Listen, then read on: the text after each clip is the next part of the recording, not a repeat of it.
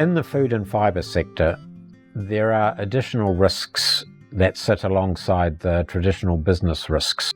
So weather and climate is a very good example, that as you plan a value chain today, how do you build into the value chain the possibilities of drought or flooding, or drought and flooding in the same season? How do you plan for the next 20 years, given the climate crisis impact on local rainfall and extreme weather events? And so one of the aspects of the value chain compass invites managers to think about how those risks are managed within a value chain.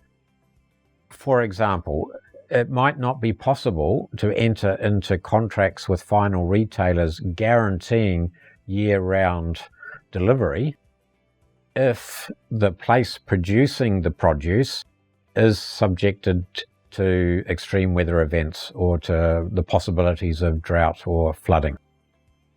And if an event does occur that disrupts the value chain, what are the mechanisms within the value chain to share the risks so that people are able to invest with confidence into the brand at the same time that they are being realistic about the possibilities of disruptions due to those climatic changes? So there are events that people can call to mind. The ship stuck in the Suez Canal, for example, where other ships were lined up ready to go through, and there's no quick and easy way to repair the disruptions that causes.